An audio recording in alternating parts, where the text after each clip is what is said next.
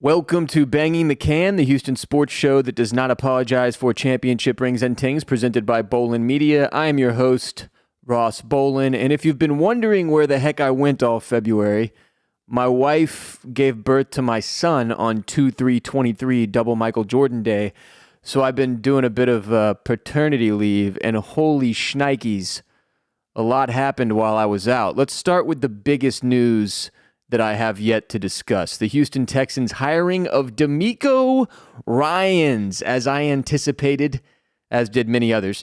DeMeco rose above the rest of the competition throughout the interview process and ended up nabbing the job as our next Houston Texans head coach. And look, let me just say, nobody knows how this is going to go.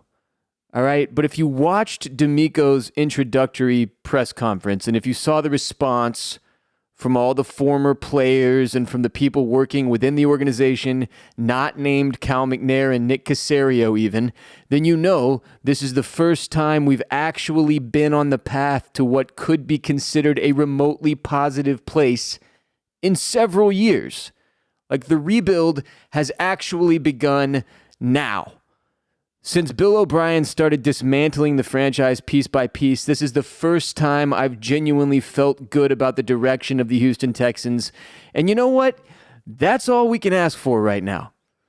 A fresh start, some positivity, and just to see things moving in the right direction. Now, we still got long-dicked hard by Lovie Smith on his way out the door and Davis Mills on his way to irrelevancy when they won that stupid fucking season finale against the Colts, because we don't really know how the chips are going to fall on draft night. But as Caserio explained to the press recently, every team rolls into NFL draft night with 3 to 4 guys they feel comfortable picking at each spot that they have in the draft, right? So we have the number 2 pick.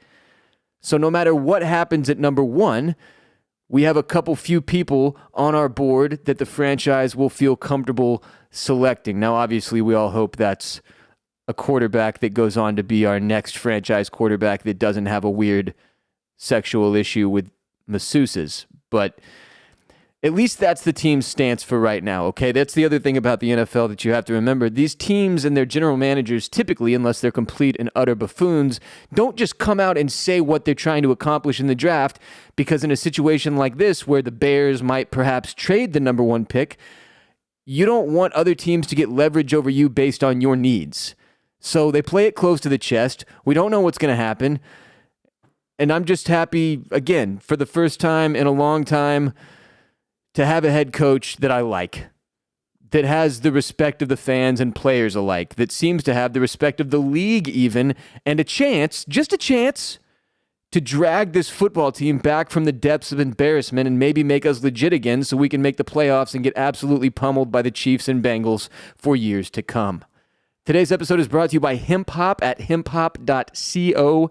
Hemp Hop began in 2014 when their founder and CEO Jordan was determined to help his father Scott, who suffers from a condition which caused him to have swelling, seizures, and severe nausea. Jordan found CBD capsules, and within 7 consecutive days of his dad Scott taking those capsules, his seizures slowed to a complete stop. He hasn't had a seizure since, was able to get off almost a dozen medications. Over the years, Scott's swelling has disappeared, and today he is a much healthier, happier person. Hemp Hop initially started as a delivery service to get these products directly to the people that need them most, like Scott. They quickly became manufacturers, and today, 4 years later, are fully vertically integrated with cultivation and processing of their own. They have an incredible selection. Whether you're looking to elevate your vibes or just relax and not get stoned, Hemp Hop has what you're looking for. Hemp Hop carries a huge variety of vape carts, types, and flavors, with live resin vapes being the top seller by far, which is something I've been utilizing pretty regularly. As I've got a couple kids at home, I can't exactly just be high off my ass. That's not great for parenting purposes, but these live resin carts, they're, it's a little pin. You take a hit of it or whatever, and it really helps me relax and wind down at the end of the day. But they've also got full spectrum vapes, Delta 8 vapes. They're also extremely popular and effective options available in half gram and full gram sizes. Plus, they have edibles. Hemp Hop's proprietary gummies and Belgian chocolates, which are actually outselling their smokable products every single day. People obviously love edibles as a discreet and effective option for ingesting cannabinoids, and Hemp Hop is here to provide only the highest quality edibles for you, their beloved customers. Hemp Hop also carries the highest quality, cleanest grown hemp flower available anywhere for the smokers out there. They don't put anything out that they wouldn't eat or smoke themselves, which is exactly why I'm so excited to have them on board as a sponsor of Banging the Can. They carry topicals, tinctures, capsules, bath bombs, and dog treats as well. Hemp Hop offers shipping worldwide anywhere hemp is legal, with customers in every single U.S. state and all throughout Europe as well. And for you can bangers who are of age, 21 or older, Hemp Hop is providing a 10% off discount when you use the code BTC at checkout at hemphop.co. But if you place an order of $200 or more, use the code BTC20 and you'll get 20% off your order. Just go to hemphop, HEMPHOP.co, and use code BTC for 10% off or code BTC20 for 20% off your order of $200 or more. That's hemphop.co. Spring training has begun, and baseball is back on the menu, boys. Of course, there are some pretty significant changes to the way the game functions this year. All of them seemingly with the goal of adding more offensive excitement to the sport, while also significantly lessening the amount of playing time for each game. We'll kind of go through them together. I mean, they want more score. It's clear they want more scoring, while also trimming down the average time of a Major League Baseball game pretty significantly. That's the two goals if you go through these rules, which we will now. So for those of you who have not been paying attention to spring training, big impact so far. We've had one game end on a batter clock violation, which we'll get to in a second. But for starters, there's the pitch clock, which with a team that's, at least last year, our main strength, you could argue, was our pitching staff. This is probably the most significant of the changes, and there is a 30-second timer. First of all, first part, 30-second timer between batters, and a time limit between pitches. So after receiving the ball from the catcher or umpire, pitchers are required to begin their motion within 15 seconds if the bases are empty, or within 20 seconds if there are runners on base. Now, if they don't, an automatic ball is charged to the count. So there's just a ball added. So if you're at 3 balls and you don't address the plate within 15 seconds with the bases empty or 20 seconds with runners on base, then that batter is advancing to first on a walk, all right? In addition, pitchers are only permitted 2 disengagements, so they can only step off the rubber or throw over to first base twice per plate appearance, all right? There are pickoff limits. Pitchers are limited to a maximum of 2 pickoff attempts per plate appearance as well. If a pitcher attempts a 3rd pickoff throw and doesn't get the runner out, it's an automatic balk and all the runners move up 1 base. Now, if you're like me, and sometimes when you're watching a baseball game, you get frustrated because it'll take like 6 minutes between pitches with the batter stepping out and the pitcher stepping off and the like 7 back-to-back pickoff attempts where you hear the fans and the crowd start booing. This is good. This is going to speed things up quite a bit, keep pitchers and batters focused on doing what we're actually there to watch them do, face off, right? So there's also a batter clock. Hitters have they have to be in the batter's box and ready for the pitch by the time the clock reaches 8 seconds.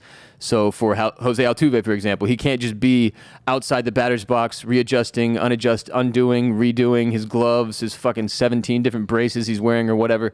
It's a big difference. And if you've been watching spring training so far, you see Altuve doing his best to go through a similar routine as he has the rest of his career, but while inside the batter's box before the pitcher throws, which is just, it's going to be like a fun part of the first few weeks of the season, watching how it impacts each different hitter that we've all become familiar with, their routines as batters, which are going to change for a lot of them. That will anyway. But yeah, if they're not in the batter's box and ready for the pitch by the time the clock reaches 8 seconds, they are charged an automatic strike, which last week we had a spring training game actually end on one of these where the hitter already had 2 strikes. Not one of the Astros games, but another team. I can't remember which. It doesn't matter. Hitter had 2 strikes, didn't get in the box within the 8 seconds. 3rd strike was charged, and game ended just like that. Terrible way for a baseball game to end. Something I don't expect to happen very often. But yeah, also batters can only call timeout once per plate appearance. So for the guys who love getting in the box, watching the pitcher get ready, and then it's almost like calling timeout before a kicker can kick in football, a field goal, icing the kicker. You ice the pitcher by stepping out, calling time, like repeatedly, right? Throwing them off of their routine. That's not going to work anymore. You can only do it one time per at bat. Also, so that does it for like in terms of batting and pitching, how things have been impacted. And it has had a major, major impact on the speed of the game. But at one thing we were all prepared for, at least this is the rule that I was like, it was drilled into my head last season that this was going to change. The shift has been banned. So at the start of each pitch, teams must have at least 2 infielders on either side of second base with all 4 positioned on the infield dirt. You can't even have your heel on the grass or your toes on the grass, depending on which direction you're going. Got to be in the infield dirt, got to be 2 people on each side of second base. So the shift that you see often applied for like, they know, okay, this batter hits the ball, he pulls it 78% of the time. So they moved the second baseman over to where the shortstop used to be, the shortstop over further in between third and second, and the first baseman like cheats off or whatever. Like that's not going to be a thing this year. It's illegal now. You can't do it. 2 guys on each side of second base. The shift is gone. Infielders may not switch positions unless there is a substitution, obviously with the goal of creating more offense. They want more scoring. They want more excitement. They want more runners on base. And the shift was extremely effective at getting guys whose statistics point to them going a certain direction out. No longer. On top of that, the bases are now bigger. They are now 18 inches square. Before they were 15 inches. So that decreases the distance between first and second and third base by 4.5 inches, a pretty significant difference. Home plate obviously staying the same size. They're not making the strike zone larger. That would not help with offense or scoring. But home plate stays the same size. Home plate to first base is 3 inches shorter, but it's 4.5 inches between first and second because both bases are bigger. Second and third because both bases are bigger, 4.5 inches. But home plate to first, 3 inches shorter. And I have to imagine that's the same thing for third to home.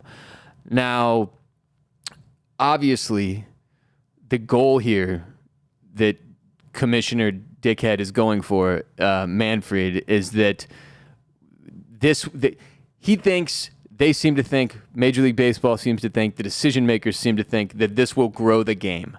That more people will tune in for a baseball game or attend a baseball game knowing it will only take 2 hours and 20 minutes-ish, 2 hours and 30 minutes-ish, rather than 3.5, 4.5 hours, as so many games have been known to go over the years. It will speed things up, so there's less downtime, there's more excitement, more people are able to stay focused on watching. The players get less bored as well. It's like one of the things about baseball I always make fun of is if you're not dipping or chewing on a massive handful of sunflower seeds, you're losing your mind out there because you need something to do during a game that can often be quite boring and lacking in action. It's like this what they've done here, creating shorter games, probably better for the sport overall. I'm interested to see how it affects their revenue from an advertising standpoint. I realize there will still be as many game breaks between innings, right, and half innings, so they're going to get their commercials in. But you could get more in-game sponsorships in when the games were taken 4 hours, right? So this will lessen the ability to do in-game sponsorships. I'm not sure how by how much. They clearly decided that the offset was worth it, and that perhaps the idea is more people will watch the games, therefore they can charge more for the ads, and it doesn't matter that they're losing 1 or 2 in-game sponsorships per matchup. But having watched the first 2 Astros spring training games, we were talking about, it was like 2 hours and 8 minutes for the first one, 2 hours and 20 minutes for the second one. It was like, it was over before you knew it. Like for a baseball game, it was pretty incredible how quickly it passed. It almost feels like it's the length of a soccer match at this point, right? They got 90 minutes, they got extra time, they've got the break in between halves, and it ends up being about 2 hours usually, or a little bit shorter than that. That's what they're aiming for, right? I think that's probably the comp, is that you look at soccer, the largest game internationally in the world, the most popular sport in the world internationally, and the difference between soccer and baseball, one of them, you could argue, is that baseball takes a hell of a lot longer. And I mean, most people, I think in this day and age, especially with the way attention spans have gone and what the internet has done to all of us, and like if you've paid attention to internet content, even it used to be like majority of it was columns, like long 500 to 1,000 word pieces that you would read. Now people want 15 to 30 second videos, right? Like TikTok and Instagram and Twitter with the character count.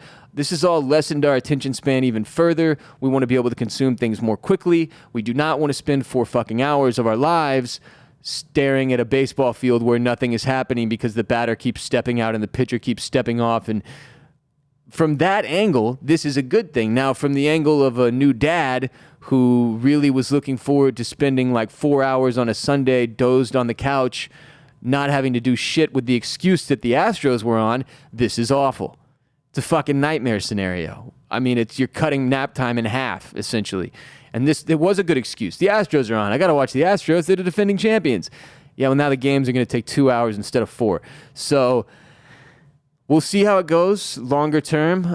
It's going to take some time to really get a feel for it. I think by the end of spring training, a lot of the players will be where they need to be mentally, adjusting to these new rules. But another annoyance here is going to be that for the first few weeks of the regular season, we're going to have to hear about this shit over and over and over, and the bitching and the moaning is going to happen. I think long-term, both players and fans will accept this. The players, of course, you're spending less time at work, but you're getting paid the same. That has to be a good feeling.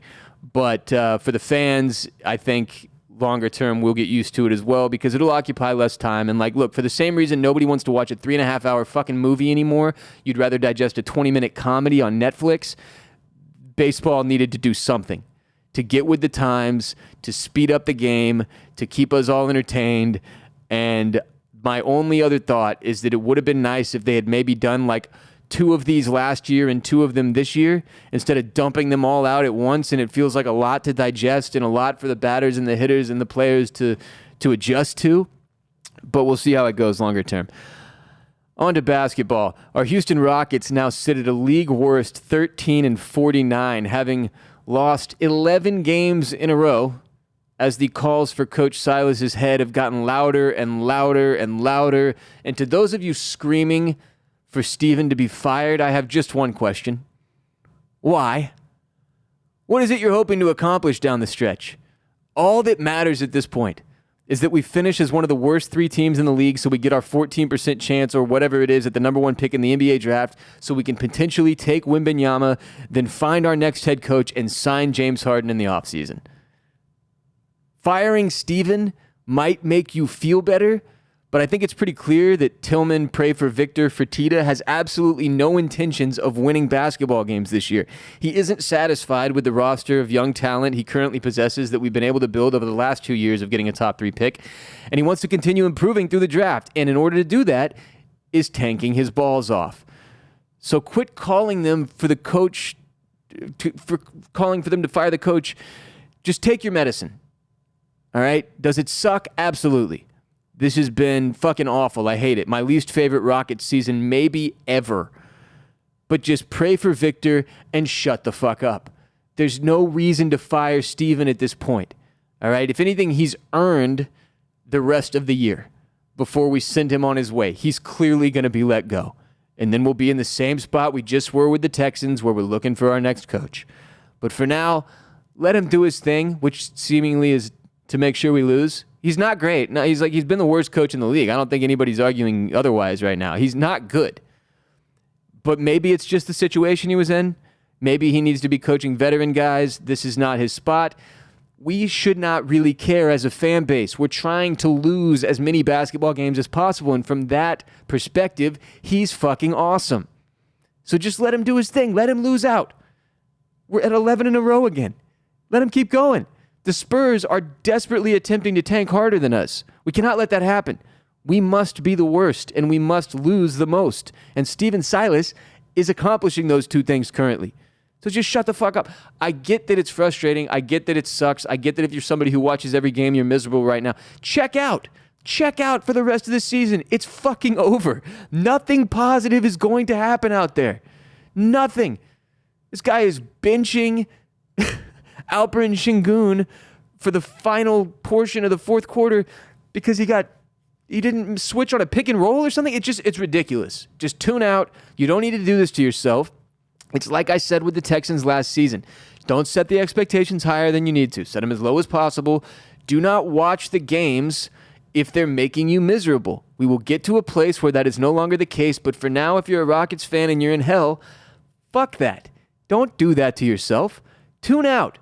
Baseball season has started. You got something else to focus on now. For the love of God, stop calling for Steven Silas to be fired. It's not going to do anything for us.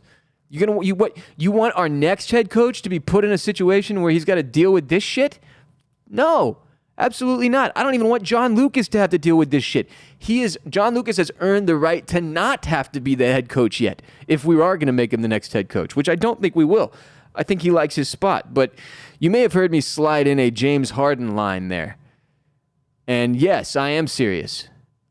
If James Harden wants to return to Houston, which is looking less and less like a play for the Sixers to sign him to a 4-year max deal and more like he legitimately wants to be here down the stretch of his career, I am unabashedly here for his return. And I know we're all bitter about how James Harden left. I know. We all are. But he did what he felt he had to do as a player. And now he has a legitimate shot at competing for a championship this year in Philly. And then he can come home and put up 25 points and 10 assists a game next season while teaching the young roster of offensive talent how to ball. And that will be that. Is it risky? Yes. Am I sleep deprived? Yes. Am I wearing a James Harden t-shirt right now? I have a James Harden piece of artwork hanging behind me and a James Harden bobblehead above that. Yes. So I'm a little bit biased and confused. But listen up, kids. I don't know if you noticed, but landing a top 3 pick in the NBA draft does not mean you're landing a future all-star that is going to rapidly develop into a team-changing talent. Have you been watching this year? James Hardens don't grow on trees, and when one wants to join your team, you don't say no thank you. He's a future Hall of Famer, still in his prime, albeit the back end of his prime at 33 years old, but he probably still has 1 or 2 more good years before his body starts breaking down. Let's just roll the dice and dance. That is my stance. That will do it for today's show, but remember, every episode of Banging the Can is available to watch on youtube.com/@bangingthecan for those of you who would rather watch than just listen. youtube.com/@bangingthecan. Frankly, even if you don't care to watch the show, I would appreciate it if you would subscribe on YouTube. It goes a long way to helping us in the algorithm and, whatever, internet jargon. On that note, please share the most unapologetic Houston sports show in existence with your friends and family. Support our sponsors. This week's sponsor is Hemp Hop. If you're 21 or over, head to hemphop.co today. Use the code BTC at checkout for 10% off, or BTC20 when you spend $200 or more to get 20% off. And check out my media startup, Bolin Media, at bolinmedia.com. My comedy show, The Ross Bolin Podcast, available wherever you consume Banging the Can. My last episode of RBP, as it is known, I had on one of my good friends. He's a very, very funny person. Dave Ruff was my guest in the episode before that. I tell the story of my son's birth if you would like to hear that. Follow Banging the Can on TikTok at Banging the Can, as well as Twitter and Instagram at Banging the Can. I am Ross Bolin. You can follow me on Twitter and Instagram at WRBOLEN, WR Bolin. I will be back soon. I appreciate your patience while I spent time with the newborn. Until next time, H-Town, stay down.